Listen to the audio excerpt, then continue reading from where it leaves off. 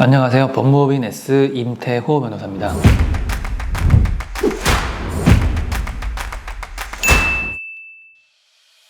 형사 절차에서 유예란 검찰 또는 법원이 어떤 처분을 할 사안이지만 그 효력이 발생하는 것을 보류하겠다는 의미입니다. 형사 절차에서 유예는 세 종류가 있습니다. 검찰의 기소유예, 법원의 집행유예, 선고유예가 있습니다.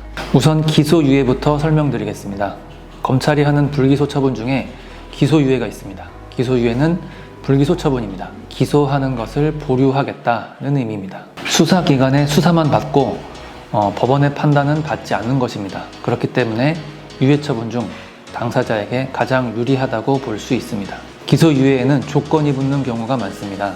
교육조건부 기소유예가 나올 경우에는 검찰에서 정한 교육 이수를 다 하면 기소하지 않고 교육 이수를 안 하면 기소하겠다는 의미입니다. 교육 이수를 꼭 하셔야 불기소 처분이 확정됩니다. 기소유예 요건은 사안이 경미할 것, 피해 회복이 되었을 것, 그리고 당사자가 충분히 반성하고 있고 재범의 가능성이 적을 것입니다. 기소유예는 불기소 처분이기 때문에 전과 기록이 남지 않습니다. 재판 단계에서는 집행유예와 선고유예가 있습니다. 우선 집행유예란 법원이 유죄 판결을 선고하지만 그 형의 집행만 유예하겠다는 의미입니다. 형법에서는 3년 이하의 징역이나 금고 또는 500만 원 이하의 벌금형을 선고할 경우에 집행유예를 할 수 있다고 되어 있습니다. 따라서 사안이 중대하여 3년 이하의 징역이 나올 수 없는 사안이라면 집행유예를 받을 수 없습니다. 형을 집행하지는 않지만 이미 유죄 판결을 받았기 때문에 전과 기록이 남습니다. 공무원 당연 퇴직 사유에 해당할 수도 있습니다. 집행유예는 유예기간 동안 형의 집행을 보류한다는 것이기 때문에 유예기간 동안 다른 범행을 하여 집행유예가 취소되면 유예된 형벌을 전부 받아야 합니다. 집행유예 기간 중에 있는 사람은 아주 경미한 범죄를 저지르더라도 아주 높은 확률로 재판에 회부되고 재판에 회부되면 집행유예가 취소될 수 있습니다.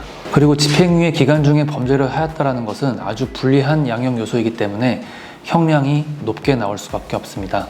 부소처분은 성범죄에서 약식 이상의 형을 받게 된다면 나오는 것입니다. 신상정보 등록, 공개, 취업제한, 성교육 수강명령, 사회봉사 등이 있습니다. 만약 집행유예의 부소처분을 함께 받았는데 그 부소처분을 위반한다면 예를 들어 사회봉사 또는 교육 수강을 게을리한 경우에는 집행유예도 취소될 가능성이 있습니다. 때문에 집행유예와 부소처분이 함께 붙는다면 반드시 준수사항을 지켜야겠습니다. 선고유예는 법원에서 유죄 판결의 선고를 유예하겠다는 것입니다. 유죄 판결을 선고하지만 그 형의 집행만을 유예하겠다는 것과는 다릅니다. 유예기간이 모두 지나면 유죄 판결이 선고를 받지 않는 것과 같은 상태가 되기 때문에 전과가 남지 않습니다. 형법에는 1년 이하의 징역이나 금고, 자격정지 또는 벌금의 형을 선고할 경우 그 선고를 유예할 수 있다고 밝히고 있습니다. 선고유예는 전과가 없어야 되고 사안이 경미해야 되고 피해 회복이 되어야 됩니다. 실무상 기소유예보다 선고유예가 더 엄격한 것 같습니다. 이러한 유예 처분은 검찰이나 법원에서 혐의가 인정되는 모든 사안에 강력한 처벌을 하기보다는 다양한 양형 요소를 고려해서 경미한 처분을 하는 대신 다시는 실수하지 말라는 의미로 받아들여야 합니다. 그리고 기소유예, 선고유예, 집행유예는 대략적인 기준은 있지만 공식이 있지는 않습니다.